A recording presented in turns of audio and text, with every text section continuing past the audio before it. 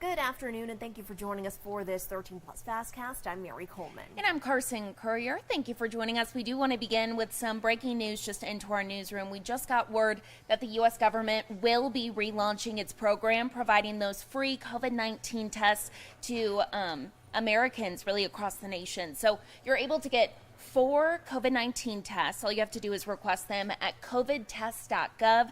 That will be starting on September 25th. Of course, we'll keep following this for you and let you know if anything changes. And let's get back to your news now.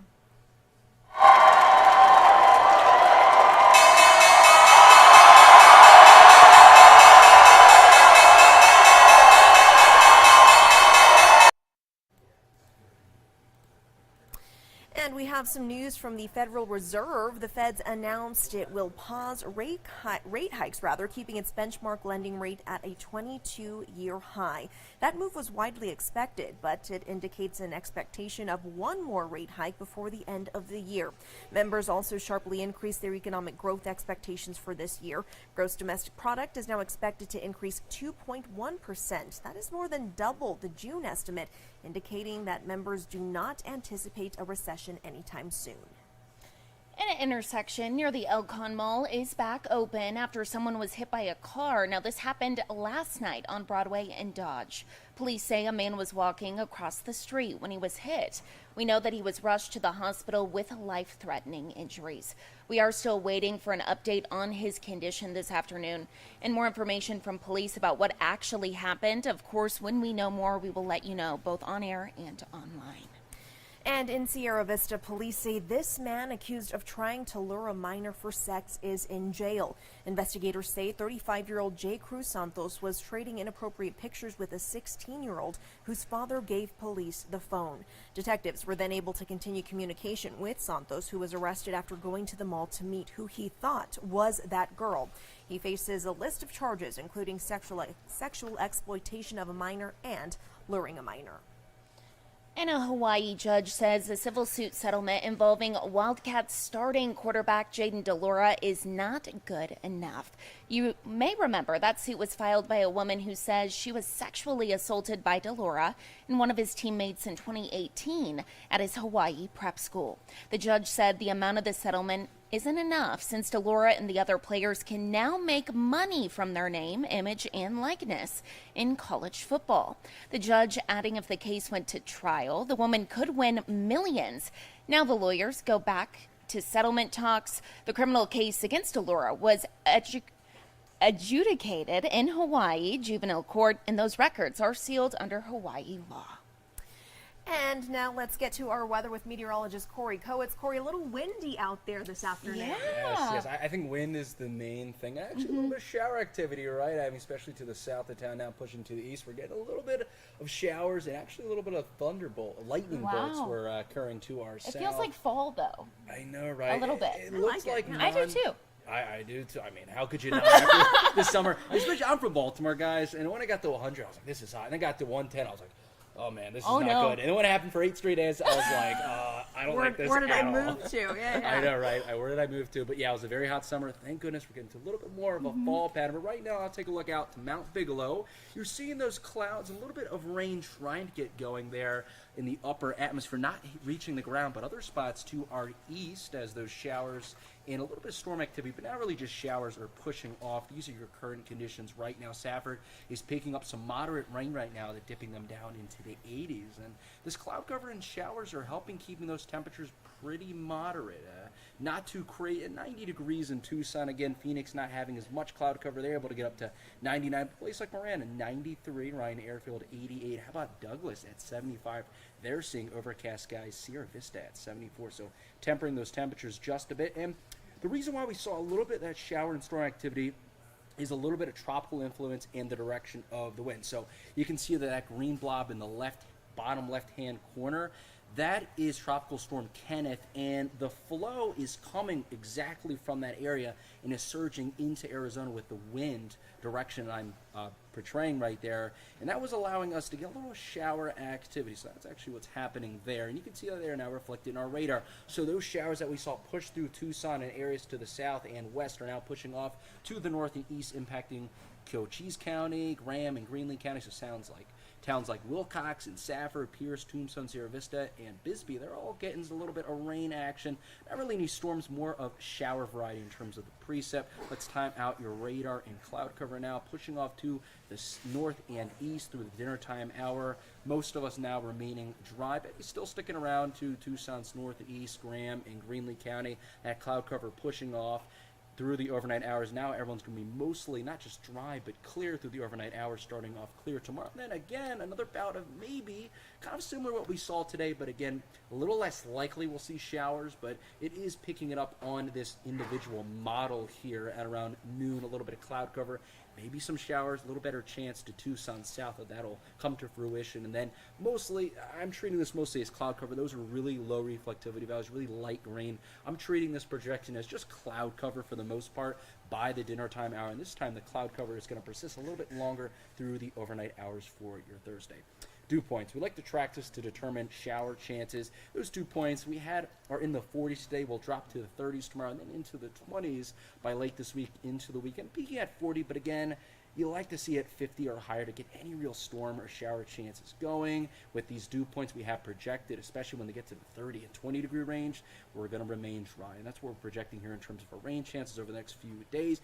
You saw the rain a little bit to Tucson south, but again, we're still projecting a 0% chance of anything happening. Maybe a 0 to 5% chance, probably more in that range for Thursday, where Friday onward is closer to really actually being a 0% chance of getting showers through mid next week.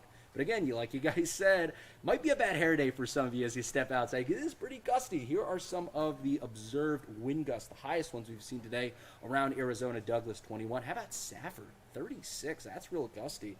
To our north, Grand Canyon, 20 miles per hour. Kingman off towards the north and west portion of the state, 36.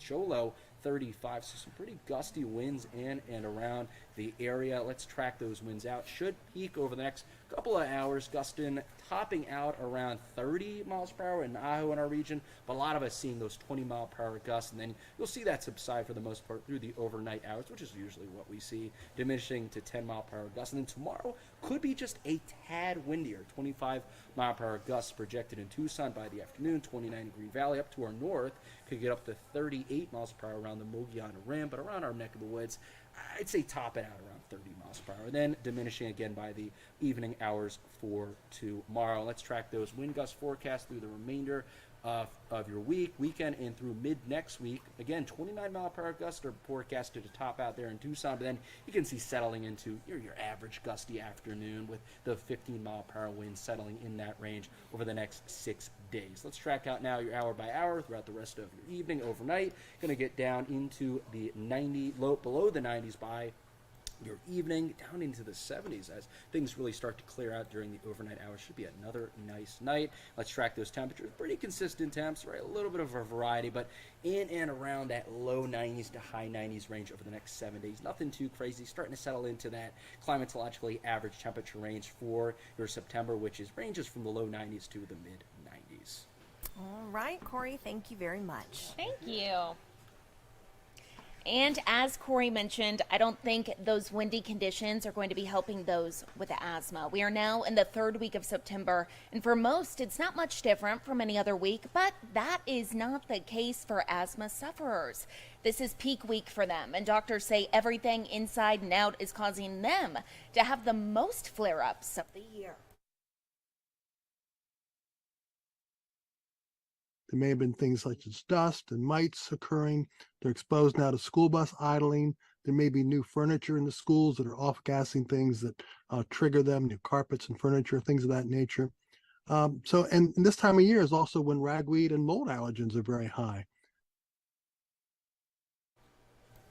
Dr. Rizzo calls it a perfect storm of asthma triggers that impact about 10% of Arizonans. In fact, Tucson is rated worse than average by the Asthma and Allergy Foundation of America. This narrowing of the airways makes it hard to breathe and causes missed days of school and work, not to mention disrupted quality of life. And sticking with your health stories, the FDA sends a drug maker back to the drawing board. ARS Pharmaceuticals' nasal spray called Neffy is a needle-free epinephrine that is aimed at people who suffer from severe allergies. Yesterday, the deadline for the FDA to give the nod, the agency asked for additional information about Neffy, including more research on repeat dosages of the drug. If Neffy does eventually get approved, it would be the first product of its type. Roughly 40 million Americans experience severe allergic reactions. And people in Vail will vote in November on whether to let the town manage its own affairs, including roads and taxes. And as you can imagine, it is a hot button issue. Yeah, that's right. Our own 13 News reporter Andreas Rendon went to Vail, spoke to people on both sides of the issue about their concerns. With Election Day just weeks away, residents of Vail are focusing on whether or not they will incorporate, making Vail its own town. But the process leading up to it has been rocky. Political signs aren't allowed up until 71 days until an election, and that began on August 29th. But supporters of the movement say it has started before and only increased since then. We've had 8 of our large signs that have been literally run over, cut, slashed in half, removed. We are literally having to have a sign crew that, goes around and makes sure that the signs that we've put up are still there. Another concern for supporters are the signs the opposition is putting up, saying there's no organized group opposing the incorporation efforts and the signs should not be allowed. Inform Vail, Arizona, as they're called, they have chosen to remain anonymous. So we don't really know who is behind Inform Vail, Arizona. Opponents, however, say their signs are allowed because they are being put up by individuals as opposed to an organized group like a political action committee. Rules around campaigns allow an individual to purchase signage or supporting items, shirts, for example, as long as you're purchasing it out of your pocket, you're not pooling resources, and I believe the cap is about $500 per individual. So as long as you're staying within there, I can purchase a sign that says, "I don't support incorporation," quite legally. The opposition's concern is that the signs put up by the supporters of incorporating Vail are not fully up to code. According to the revised statutes, an advertisement like a sign or billboard must have a disclosure of who the sign was paid by, and it must be at least 10% of the sign's vertical height. This sign does have that disclosure paid by Incorporating Vail PAC, but it is much smaller than what is required. It speaks to the motivation of the funding that's coming in for incorporation. When we talk about any political campaign, whether it's incorporation of Vail or any other statute that's trying to get passed, it's important to understand who's backing it and why they might be backing it. And our very own Rebecca Taylor joining us now. And Rebecca, you've really been looking into the housing market and how these sellers are getting the most bang for their buck. Lucky them. Yeah, Yes, I know. It is a seller's market, that's for sure. We recently reported on Tucson's record home prices. So for the past 4 months, homes in Tucson have been selling on average for $360,000 or more. Wow. 4 months in a row, we have broken records. Now, if there is a seller out there interested, because we know there is a lack of inventory, if they are interested in putting their house on the market, if they would spend a few $1,000s to do some home improvement upgrades before listing it, real estate agents tell me that they can maximize that profit. So they will get their money back and then some. Things like, flooring, I assume, some pretty basic stuff that I'm sure would go a long way as a buyer coming in to look at that. Yeah, flooring is really, really high on the list. What do you guys think are some other home improvement projects that really maximize that return in profits? Ceilings, taking out carpet, putting in really like hardwood floor, Sure, right? yeah, carpet out, Cabinets. fresh paint, use some basic stuff, All of the above. Yeah. The number one thing, though, is kitchens. People just want an upgraded kitchen. Sure. So countertops. The cabinets don't necessarily have to be thrown out, demolished, and new ones put in. Just a little paint goes a long way. Yeah. Hardware on those cabinets. So there's a company that is now in Tucson called Curbio. They are a home improvement company that they've worked across the nation. They're now working with homeowners here in Tucson.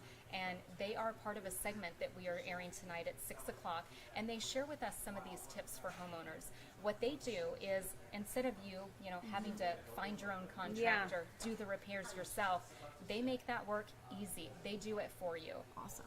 So between you and your real estate agent, they will come up with a plan, how much money you have to spend, the projects in your home that they feel are the most important, because buyers are going to be coming in. Exactly. They will help you identify the most important, the easiest, and the ones that can really maximize the profit in the end. So Curbio claims that they can boost your profit, if you will, by 25%. Wow, that's significant. Yeah. Wow. Because nothing's worse. I mean, we've been talking about, I've obviously been looking for houses. I've said it over and over again, and nothing's worse than spending all this money on a house and then having to remodel the kitchen Do a and whole being like, bunch that's of on stuff. top of it. Yeah. So it sounds like it'd be really helpful. Yeah, in Curbio, they appeal to single parents. They appeal to hardworking individuals that don't have time to juggle, Another a home project. project, Yeah. let alone their full-time job and their kids. Also, for this piece, we talked with the CEO of Long Realty, who gave us some exclusive numbers when it comes to housing market here in Tucson. One thing that she said that was interesting is, once the interest rates for mortgages go down, she thinks that Tucson home prices will continue to go up because more people will be in the market. Sure. Yeah. So further just bumping up those prices. I just got to start saving. I know. It's the best we can do right now. But we will be in touch with Rebecca, I'm sure, because Exactly. you now know a lot more than we do when it comes to this stuff. So It's a fascinating subject, and I love checking in every 3 months or so with the people at Long Realty, because they know everything. They know every little pocket of Tucson and what viewers need to know. Yeah. So your story, you said today at 6? Exactly. Awesome. Thank you so much, Perfect. Rebecca. You got it. Looking Thanks, forward to it. Rebecca. And back to some of your other news now. As we wait for the UA-backed mission OSIRIS-REx to make its return to Earth, the United Postal Service is getting ready to release a brand new Forever stamp to celebrate. Here's a look. This stamp shows a capsule containing a sample of the asteroid Bennu parachuting down to Earth. On the left side, you see the 4 images that shows the crucial milestones that were made. There's also a description of the mission, and each image is explained on the back. That stamp is set to be released this Friday. As we've reported, this is the final step in NASA's 7-year mission to study and map the asteroid. The sample will help scientists learn how our solar system formed. And speaking of stamps, I know it seems really early, right? But Christmas really is around the corner. You better get one ready, because the U.S. Postal Service's annual Letters to Santa program is now accepting letters. The program, which helps kids in need have a great holiday, is now in its 111th year. Wow. Kids can write a letter with specific details of what gift they want. The requests are put on a website. Generous strangers then adopt letters and send the gifts anonymously. The letters can be sent to Santa Claus 123 Elf Road, North Pole 88888. I think those are supposed to look like snowmen. Well, they need to be postmarked by December 11th. The website USPS Operations Santa.com opens for letter adopters on November 20th. More than 25,000 wishes were mailed in last year. Wow. More than 21,000 of them were adopted. So really a great program, and it's so just, cool. It's something fun for the kids to do, Absolutely, absolutely. I don't think I knew about this when I was a kid. I didn't so either. All my letters to Santa, hopefully they went to the right address. Exactly. Oh, goodness. Exactly. Gotta love it. Very I know. cool there, Carson. Well, we will leave you with a live look outside now. As Corey mentioned, a little gusty. You can see some of those leaves blowing in the wind, but other than that, pretty gorgeous afternoon, I'd say. Absolutely. Get out there, enjoy it, everyone. Thank you all for watching this 13 Plus